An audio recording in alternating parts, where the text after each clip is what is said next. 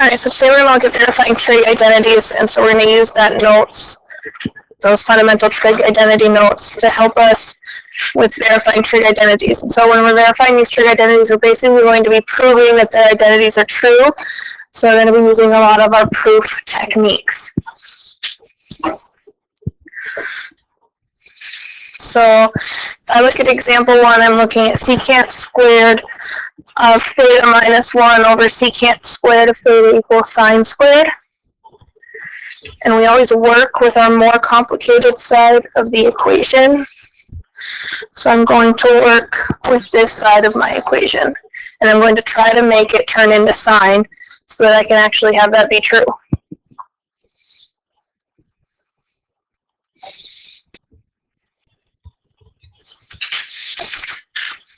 Alright, so if I'm looking at just this side of the equation, I know that secant squared minus 1 is equal to tangent squared of theta. That comes from one of your trig identities, one of your Pythagorean identities. So I know I can simplify secant squared of theta minus 1 to be tangent squared of theta, and I still have that over secant squared. And then I know that that still is equal to the sine squared, which is what we're trying to prove. Okay. I also know that tangent is equal to sine over cosine. So I have sine squared over cosine squared all over secant squared, and I know secant squared is equal to 1 over cosine squared of theta. So I simplify both of those at the same time.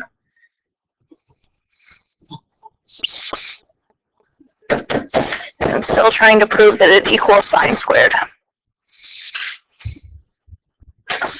Okay, and I know that when dividing fractions, you leave the first one. So I'm going to leave the sine squared over cosine squared alone. We change that division to multiplication, and then we flip this other one upside down, so it becomes cosine squared over 1.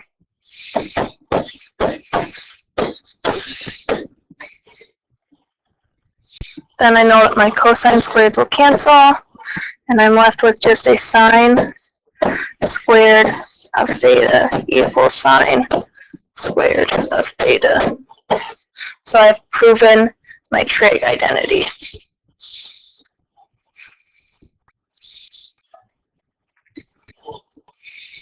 So these can be kind of complicated because there's not a specific path you take every time.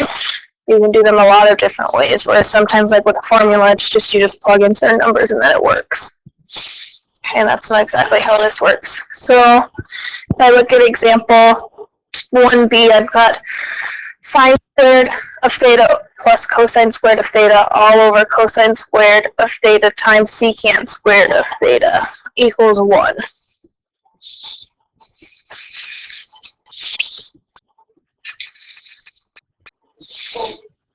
You start off by sine squared theta plus cosine sine squared theta 1.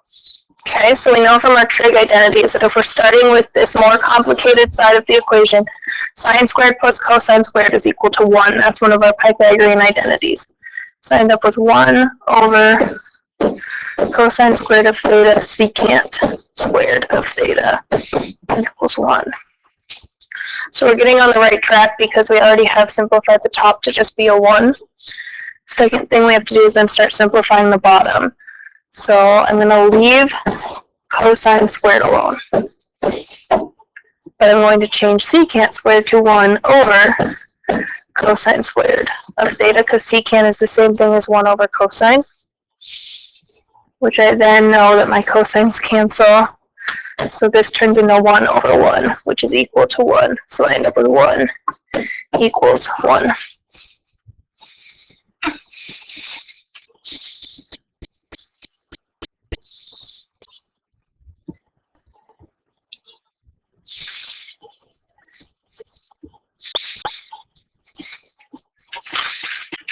If I look at example 2b, I have 2 secant squared of x equals 1 over 1 minus sine squared or sine of x plus 1 over 1 plus sine of x.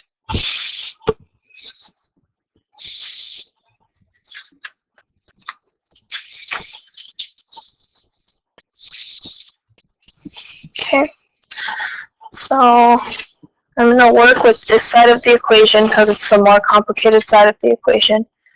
And I know that I'm going to need to get common denominators, which I can do by cross multiplying. So I'm going to multiply the top by 1 plus sine of x and multiply the bottom by 1 minus sine of x.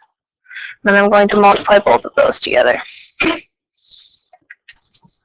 So if I do that, then I get 1 plus sine of x and plus 1 minus sine of x. So all I do is combine the top, divided by 1 minus sine of x times 1 plus sine of x. And I still, on the left, have 2 secant squared of x. That's what I'm trying to get to. Alright, so then what's going to cancel on top? Okay, my signs, right? Both of my signs cancel. So I'm left with just 1 plus 1, and 1 plus 1 is obviously 2. So I get my 2 on top. On the bottom, I'm going to have to FOIL. So now I'm going to have 1 times 1, which is 1. Sine times 1, which is minus sine of x. 1 times sine, which is plus sine of x.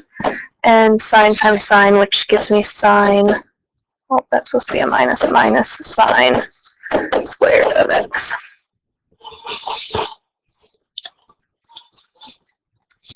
So then these also cancel. So I'm left with 2 over 1 minus sine squared of x equals 2 secant squared of x. Okay, so I'm really close because I already know that I've got my 2 and my 2. So basically what I need to do is I need to change this 1 minus sine squared of x to a secant. That's what I'm trying to get to. So I know that 1 minus sine squared of x is equal to cosine squared of x. That comes from one of your Pythagorean identities. And I know that cosine, so I'm ended up with 2 over cosine squared of x. But I know that cosine is equivalent to 1 over secant squared of x. So this is like 2 over 1 over secant squared of x, which doesn't make any sense. We have to leave the 2 alone, change the division to multiplication, and flip 1 over secant squared to become secant squared of x over 1.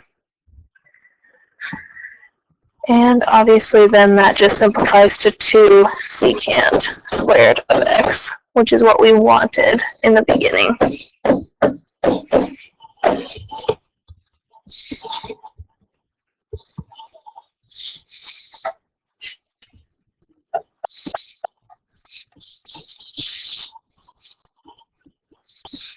Okay, so let's do another one like that. So we have 1 over 1 minus cosine of x plus 1 over 1 plus cosine of x equals 2 cosecant squared of x.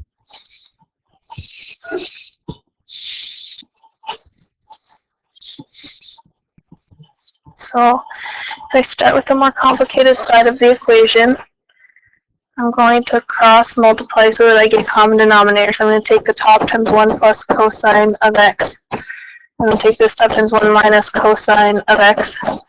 And then on the bottom, I'm just going to end up multiplying them together. I'll have common denominators. So 1 times 1 plus cosine of x just becomes 1 plus cosine of x. Then I have this plus in the middle. 1 times 1 minus cosine of x is 1 minus cosine of x. And on the bottom, if I multiply those together, 1 times 1 is 1.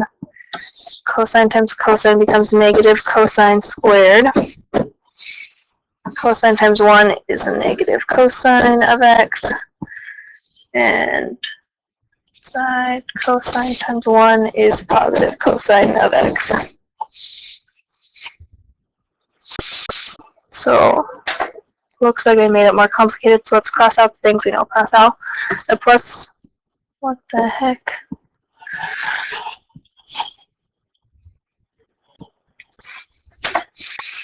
A plus cosine of x and a minus cosine of x are going to cancel.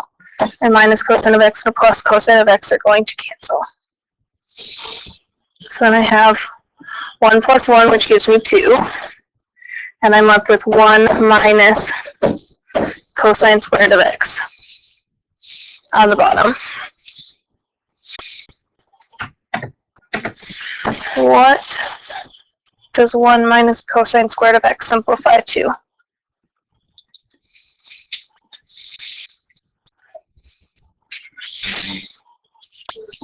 Sine squared. Okay, so sine squared of x, because that comes from your Pythagorean identities.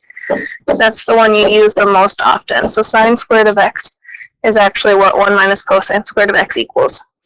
So if that's true, then I have this simplified to 2 over sine squared of x. But I'm trying to get this to be a cosecant because that's what my problem asked me for. And I know that sine is the same thing as 1 over cosecant squared of x. So this becomes 2 over 1 over cosecant squared of x. So if we do the same thing we did in the last problem where we leave it, change it, flip it, we end up with 2 times cosecant squared of x over 1, which simplifies to 2 times cosecant squared of x.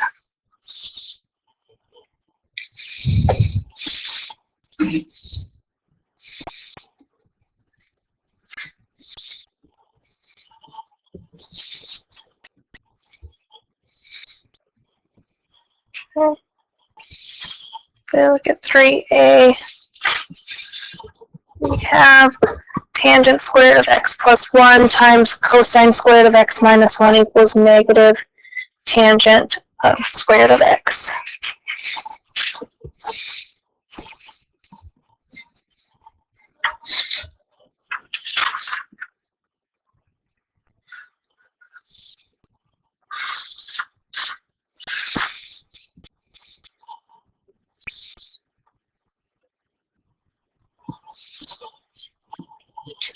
Okay, first thing I know is that I know that tangent squared of x plus 1 is equal to what? Pythagorean identity.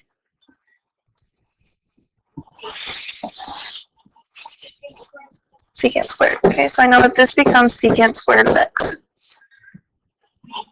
And I know that my other Pythagorean identity that I use a lot is 1 minus cosine squared, but this is cosine squared minus 1. So I'm going to factor out a negative from that, because when you factor out a negative, then this becomes 1 minus cosine squared of x. And 1 minus cosine squared of x is equal to what? Sine squared. So this becomes sine squared of x. So it actually becomes negative sine squared of x because we factored out a negative, and this first one becomes secant squared of x. And I'm always working towards getting to a tangent squared of x. So I know secant squared of x is 1 over what?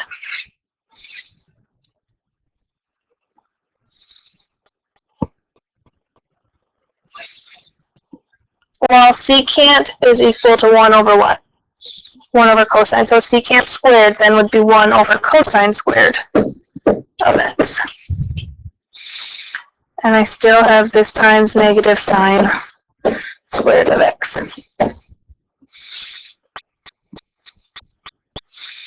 Okay, so if I multiply those out, then I get negative sine squared of x over cosine squared of x.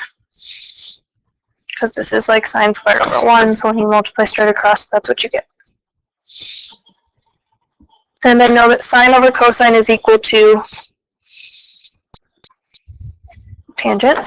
So that simplifies to, then since it's sine squared over cosine squared, it simplifies to tangent squared. And we still have that negative out front, so this becomes negative tangent squared of x, which is what we originally wanted, so we have simplified.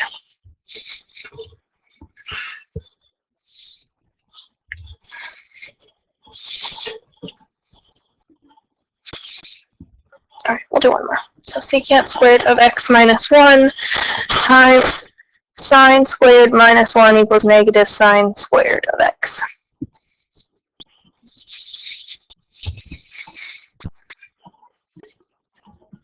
Alright, what Pythagorean identity do I know secant squared of x minus 1 is equal to?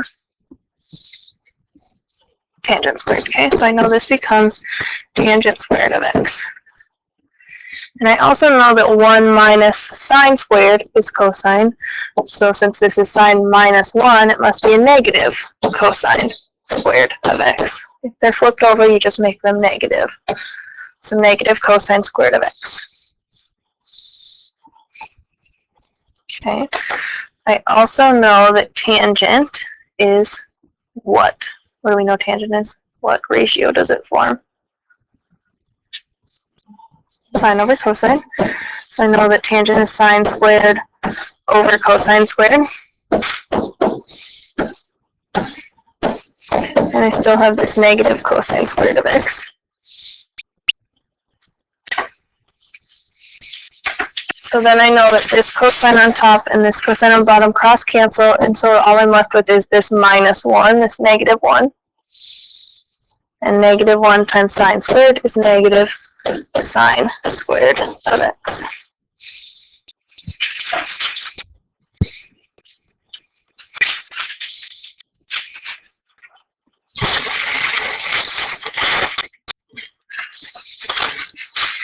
Okay. So you guys are going to work through 385, 9 through 26. We're going to work on this today and tomorrow. I know it doesn't seem like very many problems, but these can be kind of complicated because the hardest thing to teach is that something is logic. And that's all these others, not a specific step you take. So use what you know about your Pythagorean identities and try to figure out what you need to do to get to your next thing.